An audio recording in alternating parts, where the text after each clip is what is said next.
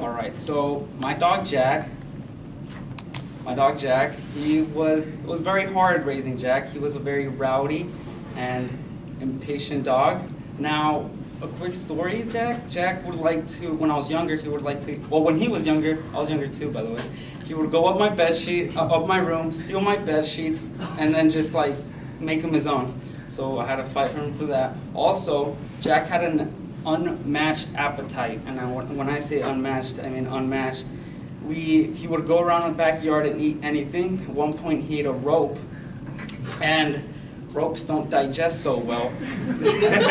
So since Jack is my dog, I was responsible for assisting Jack when he digested that rope. Now, I apologize for such the vulgar image, but I had to pull out the rope. It was a small rope, probably this size. All right. And now if you're wondering why I'm here, well, I'm here to educate you on how to have a well-obedient dog. And why you should listen to me? Well, it's because I took PetSmart courses, and also I used that knowledge to train my other dog, Sasha. Now I'm here to share my knowledge on dog training so you too can get a well-educated dog like Jack.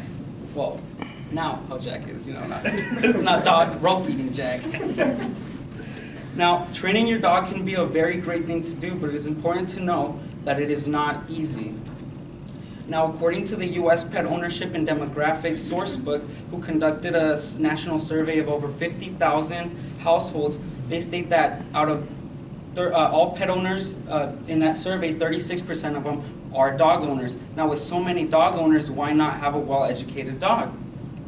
So, knowledge. Okay, so like I mentioned before, my knowledge came through PetSmart, and these courses, you can see I took the puppy training and the beginner courses, but the thing I did not enjoy about these courses is the price, because dogs do tack on, money tacks on. So PetSmart is very pricey, so I came up with an alternative.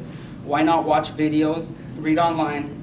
And one of my favorite videos to watch was from Jim Lesky, who's an animal behaviorist and trainer, and his videos range from anything from how to pick up your dog's poop to how to train your dog to sit. Now, knowledge on dog training might seem as the most important step, but having the patience to train your dog is equally as important. My second dog, Sasha, as you can see on top of Jack, that's when I got Jack neutered, so she would just chill on top of Jack. And the thing with Sasha was she did not enjoy having collars around her neck. We went through about 4 collars, and that's when my patience was running very slim, because Sasha would not only take the collars off, but she would chew on them until they would break, basically. So of course I wanted to do something about that. And because of my experience, like I mentioned before, with this dog training, I was able to do that without PetSmart, just my prior knowledge. And also, I looked it up just like anyone would in the internet, just to save up some money, and I came across a website from the American Kennel Club, and that article, and also the American Kennel Club, if you guys don't know, it's a non-profit, and one of the biggest organizations for the largest pure breed registries in the world. And what I came across that article that they publicized was that, so yeah, like I mentioned, Sasha would bite her collars. I came through something similar like that, and the author mentioned that it associated with the good things by giving high-value treats while wearing the leash or collar, and after she wears it for a few minutes, take it off. So every time I would put the collar on, I would associate that with the good, like a treat, or, oh, good job, Sasha. And another important thing I took away from that is that you have to add time each day in a week or two, and she will, eventually at that time, she will be wearing that collar. And I learned that patience is key. And because Chihuahuas have the reputation for being very hyperactive dogs, it helped out a lot. And although patience is important, it is important to remember that patience and consistency is nothing without compensation. Now, rewarding your dog is very important because it lets the dog know that the instruction you gave him is a good job with the treat you give him. As you can see there, Sasha and Jack are sitting down, and in my hand I have a treat, and you can see Sasha's, looking up at the treat, which also means paying attention.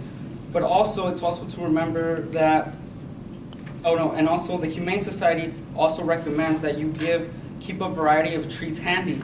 And the reason you keep a variety of treats is because the dogs eventually get bored. You know, if you keep on giving them bacon or whatever, they're gonna be like, lame, you know. So by having a variety, you keep the dog engaged with you during the training process. Now, there are many ways of rewarding a dog, and that is treat or affection. Now, treat is good because dogs are incentivized by food, but they may rely just on the food. And if you do affection, it takes away that con where, you know, the dog just relies on the food. So then if you do affection, they're just like, oh, wow, and that's cool too. And now, however you decide to reward your dog is up to you because you are the trainer. And dogs do not speak. It's important to know that dogs do not speak and need to know what you are doing. You and your dog like to have a good time. Also, patience is key, and remember to reward your dog for the good behaviors. Now, owning a dog can be very pleasant. Owning a trained dog will enhance your relationship with your companion. And that's Sasha because she can't jump over the rocks, so I put her in my backpack. Could you go back a couple of slides, please? I couldn't get over the socks.